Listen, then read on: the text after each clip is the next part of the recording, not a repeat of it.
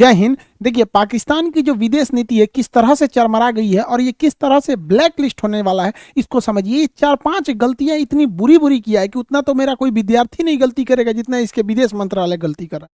सबसे पहला देखिए, सार्क। सार्क जो है ये 8 देशों का संगठन है। पूरा नाम होता है South Asian Association for Regional Cooperation. इसमें 8 देश आते हैं: मालदीव, श्रीलंका, भारत, पाकिस्तान, अफगानिस्तान, नेपाल, भूटान, बांग्लादेश।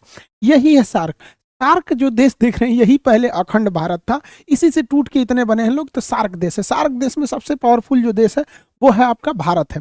लेकिन सार्क देश आपस में मिलकर कई सारे व्यापार करते हैं जिससे कि हम लोग आपस में छूट देते हैं कि हाँ, हम आपके सामान को लेंगे तो टैक्स कम लेंगे।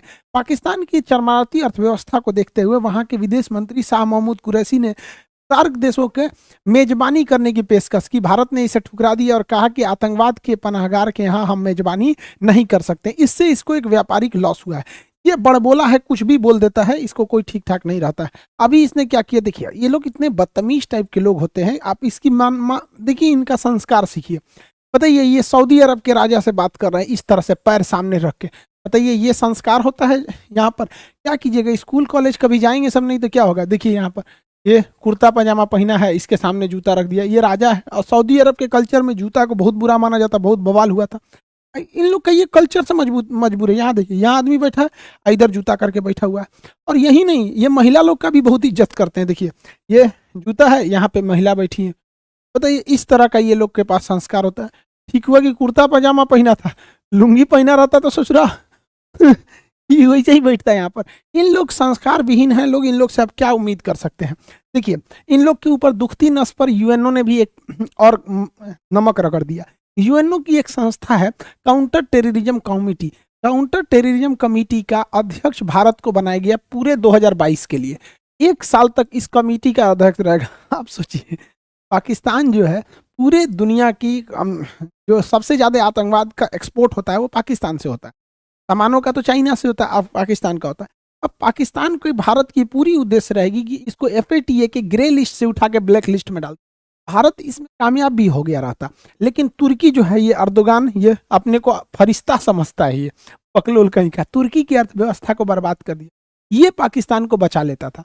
अब की बार यही ग्रे लिस्ट में चला गया, तो अब मेरे चाचा को कोई नहीं बचा पाएगा। बेचारा चाचा गया मेरा ये ब्लैक लिस्ट में। और एफएटीए कितना खतरनाक चीज है, बस इतना समझिए कि 1 महीना हुआ है तुर्की को एफएटीए में ग्रे लिस्ट में आने।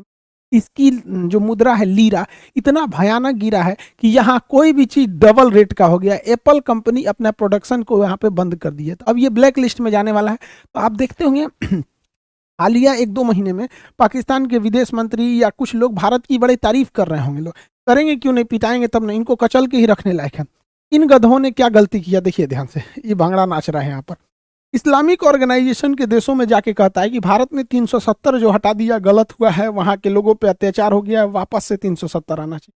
बताइए, इस भांगड़ा नाच वाले को कोई बताएगा कि 370 कभी भी अब वापस नहीं आ सकता है। सबसे बेस्ट डिसीजन था अब तक का मोदी जी का, जितने डिसीजन थे उसमें 370 को हटाने का। अब इन उल्टे बेचारा के ऊपर सुनिए क्या हुआ है। ये कह रहा था 370 में कश्मीर से 370 हटाने के लिए, कश्मीर में उल्टा मुस्लिम देश चले आए हैं सब। इस्लामिक ऑर्गेनाइजेशन कंट्री जो है ओआईसी, उसमें 2 ही देश पावरफुल रखते हैं, एक सऊदी अरब और एक होता है यूएई। यूएई की कंपनी है इमार ग्रुप। इमार ग्रुप यूएई में सबसे बड़े बड़े बिल्डिंग प्रोजेक्ट बनाए हैं। बुर्ज खलीफा दुनिया की सबसे ऊंची वर्तमान में जो बिल्डिंग है, इसको इमार ग्रुप ने ही बनाया है, ये यूएई की कंपनी है। इमार ग्रुप अब कश्मीर में एंट्री कर दी है। इमार ग्रुप के आने से कश्मीर में उन लोगों ने अनाउंस किया है कि श्रीनगर में 5 लाख स्क्वायर फीट का ये मॉल बनाएंगे। इतना बड़ा मॉल भारत में केवल 5 ठो है, जिसमें एक ठो अब जम्मू कश्मीर में हो जाएगा, श्रीनगर में। इतना जबरदस्त ये लोग मॉल बनाएंगे। इस मॉल के बनने से अगर बताइए कश्मीर के इशू लेके अगर ये अरब देशों में जाएगा कि कश्मीर में समस्या है, ये है वो है, तो भारत कह देगा ना कि चलिए मुस्लिम देश जो है ना, इस्लामिक और ऑर्गेनाइजेशन कंट्री जो है ओआईसी के देश में, बताइए वहीं की कंपनी है इमार ग्रुप, इन्हीं से पूछ लिए कोई प्रॉब्लम है। अभी कश्मीर में 6 लाख पर्यटक गए हैं सब 370 के हटने के बाद। हालांकि ये बहुत बड़ा आंकड़ा नहीं है, कश्मीर में ये करोड़ में जाने चाहिए पर्यटक। ये कश्मीर के लोगों का दुर्भाग्य है कि आतंकवादियों के वजह से उन बेचारों का बिजनेस बर्बाद होता है। आप देखिएगा, कोटा में चले जाइए, वहां के लोग देखिए स्टूडेंट से उनकी आमदनी होती है। दिल्ली में जाइए मुखर्जी नगर, स्टूडेंट से। पटना आके देखिए, स्टूडेंट से ही चाय की दुकान, सब्जी की, जिधर जिधर स्टूडेंट रहते हैं या जहाँ पर्यटक रहते हैं, पर्यटकों की वजह से लाखों की कमाई हो जाती है। आप देहरादून जाके देखिएगा, कोई होटल खाली नहीं रहेगा। लोग शिमला में देखिए, तो श्रीनगर में आतंकवाद की वजह से वहाँ के लोगों का इनकम कम हो रहा था। तो अभी 6 लाख वहाँ पर टूरिस्ट घूमने गए थे और 18,000 करोड़ रुपए का इन्वेस्टमेंट हुआ है। सोचिए ये कश्मीर के लोगों के लिए कितना अच्छा बात है। हर भारतीय चाहता है कि वो लोग भी हमारे से कदम से कदम मिला के चले। अब जैसे अब सोचिए 5 लाख स्क्वायर फीट का अगर मॉल बनाना है, आप ही को अगर मान के चलिए कि पटना में हम ही को एक बिल्डिंग बनाना है, तो सीमेंट पटना से खरीदेंगे, बालू सीमेंट गिट्टी मजदूर सारा तो यहीं से ले आएंगे, कि लुधियाना से उठा के लाएंगे, यहीं से ले आएंगे। तो ये जब इतना बड़ा मॉल बनाएगी तो कश्मीर के लोगों को हजारों की संख्या में रोजगार भी मिलेगा। अब इसके लिए पाकिस्तान बेचारा परेशान हो गया। वो गया था ओआईसी के देशों में कि भारत की बदनामी करने, उल्टे ये लोग देखिए यूएई के राजा भारत सरकार मोदी जी को क्या पहना रहे हैं, और यूएई ने अपने यहाँ एक मंदिर बनाने का भी क्या दे दिया, अनुमति दे दिया। सब लोगों को मिलजुल के रहना चाहिए, यूएई का एक बहुत अच्छा डिसीजन है, सबको मिलजुल के रहना चाहिए। पाकिस्तान केवल भारत के लिए दुश्मन नहीं है, ये पूरे मानवता के लिए दुश्मन है। देखिए अफगानिस्तान में अभी फूड क्राइसिस चल रहा है, वहाँ दवाइयाँ नहीं है, वैक्सीन नहीं है, पानी की किल्लत है, खाने की किल्लत है। तो भारत सरकार ने फ्री में अफगानिस्तान के लोगों को 50,000 टन गेहूं ले जाने दिया था। लेकिन पाकिस्तान कह रहा है कि हम अपने यहाँ रास्ता नहीं देंगे। भारत ने कहा क्यों नहीं दोगे, दुनिया क्या कहेगी, तो कहा कि ठीक है, तो ट्रक पाकिस्तान का होना चाहिए। अब बताइए पाकिस्तान के ट्रक में हम अपना गेहूं पहले पाकिस्तान में उतारे और फिर पाकिस्तान का ट्रक भर के अफगानिस्तान ले जाएगा। बताइए मानवीय मदद में शर्त किस बात की। तो भारत सरकार ने कहा कि ऐसा कोई शर्त नहीं होगा। इसी में ईरान आगे आ गया। ईरान ने कहा कोई बात नहीं, अफगानिस्तान जाने का रास्ता अगर पाकिस्तान नहीं दे रहा है इंडिया को, तो इंडिया मेरे यहाँ चाबहार में आ जाए। चाबहार बंदरगाह ग्वादर से महज 72 किलोमीटर की दूरी पे, यहाँ चाइना बहुत डेरा डाला है। तो भारत यहाँ से 50,000 टन गेहूं पहुंचा दिया काबुल में। पाकिस्तान चुपचाप देखते रह गया, पाकिस्तान को बाईपास कर दिया गया। आखिर अफगानिस्तान हमारा ही तो हिस्सा था, ये हम लोग की कमी है कि हम लोग इसे संजो के नहीं रख पाए, बिखर गया, वरना हमारा ही था ये अफगानिस्तान। डूरंड लाइन भारत और अफगानिस्तान के बीच में खींची गई थी, पाकिस्तान के बीच में थोड़ी खींचे गए थे, अंग्रेजों ने उसे बांट दिया वहां पर। तो भारत वहां पर गेहूं को 50,000 टन की खेप पहुंचाया है। देखिए कैसे गेहूं को दिया जाता है, पानी वाली जहाज में ऐसे ऊपर से हॉपर खोल दिया जाता है, इसमें पूरा गेहूं भर दिया जाता है, बोरा वोरा में नहीं, पूरा इसे गेहूं भर दिया और वहां उतार लिया जाएगा। पूरी बड़ी सी जहाज में इसे लोड करके भेज दिया गया वहां अफगानिस्तान के लोगों को। इतनी भूखमरी है अफगानिस्तान के लोगों का, ये हाल हो गया है और इन पाकिस्तानियों को समझ में नहीं आ रहा है। मानवता शर्मसार हो गई है, ये हमारा ही हिस्सा था, अखंड भारत होके रहेगा।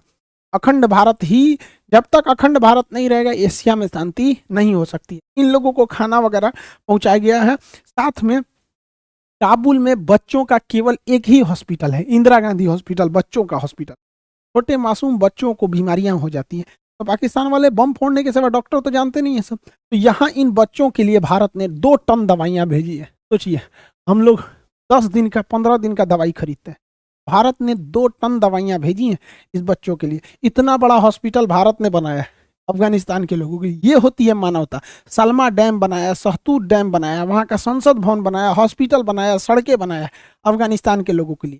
यहाँ पर भारत ने उन लोगों को 5 लाख कोरोना की वैक्सीन डाली है, जबकि पाकिस्तान वाले तो कहते हैं कि वैक्सीन मत लो, ये अमेरिका की चाल है, अमेरिका तुम्हारा दिमाग कंट्रोल कर लेगा। अरे पाकिस्तानियों, पैजामा में नाड़ा डालने के सिवा आता क्या है कि कोई तुम्हारा दिमाग हाईजेक करेगा? क्या जानते हो तुम लोग? लुंगी बांधना, पैजामा में नाड़ा डालना, बम फोड़ना, ताज होटल उड़ा दो, कश्मीरियों को बदनाम कर दो, इनका दिमाग पता नहीं कौन हाईजेक करेगा। दुनिया को फुर्सतें नहीं, इनका नाड़ा डालेंगे पैजामा में, इनका दिमाग हाईजेक करके। तो ये अब सोचिए अफगानिस्तान के लोगों को बताना चाहिए कि तुम्हारे में कितनी बड़ी बाधा आ रही है, पाकिस्तान नहीं जाने देना चाह रहा है। तालिबान ने भारत की भी धन्यवाद कहा है कि हम भारत की मानवीय मदद की हम सराहना करते हैं। ये भारतीय मीडिया को चाहिए कि ये सवाल बहुत जोर शोर से उठाए विश्व पटल पर कि इससे पाकिस्तान की थूथू हो और अफगानिस्तान भारत के लिए और करीब आ सके। तो भारत की मीडिया को ये सब पता थोड़े रहता है, वो तो खाली यही बताएगी, नमस्कार आज आपको बताते हैं, देखिए राहुल गांधी ने नरेंद्र मोदी को दांते काट लिया। अरे सोचा तू ना, यही सब बतेबे करेगा इंडिया के मीडिया में, ये सब बात नहीं बताएगा। पाकिस्तान पगला गया है ससुरा। फरवरी में चाइना में विंटर ओलंपिक हो रहा है। इस विंटर ओलंपिक में चाइना ने ना मेरे चाचा को चीफ गेस्ट बन के बुलाया इसको चीफ अल्लाह मेहरबान तो गधा पहलवान। अजब हाल है भाई, अजब तेरी कुदरत, अजब तेरा खेल, छछुंदर के सर पे चमेली का तेल। वाह वाह, लेकिन इसको चीफ गेस्ट बनाया और ये गधा चीफ गेस्ट बन गया, जबकि इसे नहीं बनना चाहिए। इस चीफ गेस्ट बनना या विंटर ओलंपिक में भाग लेना, ये अमेरिका से खुली दुश्मनी हो जाएगी। रीजन क्या है कि अमेरिका ने चीन के, अमेरिका ब्रिटेन हो गया, अमेरिका हो गया, ऑस्ट्रेलिया हो गया, जापान हो गया, ये क्वाड वाले देश ने जो थे ये अमेरिका चीन के विंटर ओलंपिक का बहिष्कार किए। वहाँ एक टेनिस खिलाड़ी का रेप हुआ था, उसने बोल दिया तो उसी को उल्टे जेल में डाल दिया।